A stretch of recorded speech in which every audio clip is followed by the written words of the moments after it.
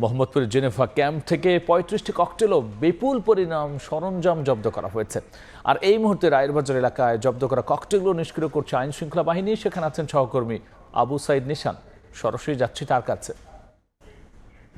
মোহাম্মদপুরের Geneva camp থেকে কিছুক্ষণ আগে ৩৫টি তাজা ককটেল উদ্ধার করেছে মোহাম্মদপুর থানা পুলিশ।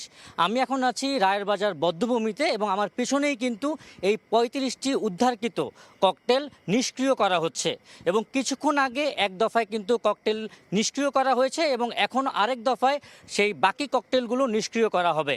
এখানে মোহাম্মদপুর থানার মোহাম্মদপুর জোনের যে এসি সহকারী পুলিশ কমিশনার আবদুল্লাহ আল মামুন আমাদেরকে কিছুক্ষণ আগে ব্রিফিংয়ের মাধ্যমে জানিয়েছেন যে সম্প্রতি যে ককটেল বিস্ফোরণের ঘটনাগুলো ঘটছে এবং এই নাশকতার জায়গাতেই কিন্তু এই মোহাম্মদপুর জেনেভা ক্যাম্পে উদ্ধারকৃত ককটেলগুলো ব্যবহার হয়ে থাকতো এবং এই উদ্ধার হওয়া ককটেলগুলোই কিন্তু শুধু মোহাম্মদপুর জেনেভা ক্যাম্পের অভ্যন্তরীণ কোন্দল নয়, এর বাইরে যে এই রাজনৈতিক যে পরিস্থিতি এখন বর্তমানে রয়েছে এবং নিষিদ্ধ সংগঠন আওয়ামী লীগের যে 17 নভেম্বর শেখ হাসিনা এবং সাবেক স্বরাষ্ট্রমন্ত্রী তাদের যে রায়ের ঘোষণা কথা রয়েছে, সেই রায়ের ক্ষেত্রেও কিন্তু এই ককটেলগুলো ব্যবহার হওয়ার আশঙ্কা করেছিল এখানকার যে সহকারী পুলিশ কমিশনার আবদুল্লাহ আল মামুন।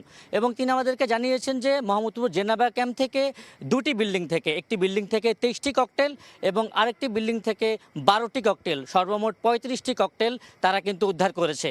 এবং শুধু ককটেল নয়, পেট্রোল বোমা এবং ককটেলের যে সরঞ্জাম সেগুলো কিন্তু তারা প্রায় 4 বস্তা উদ্ধার করেছে বলেও আমাদেরকে জানিয়েছে।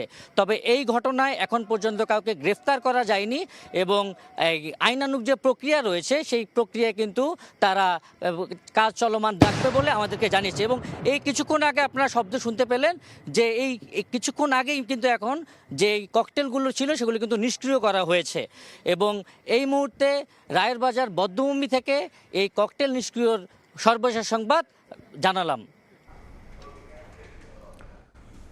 ককটেল উদ্ধারের এবং নিষ্ক্রিয় করার ঘটনা সবশেষ নিয়ে আমরা সরাসরি ছিলাম রায়েরবাজার বধ্যভূমিতে।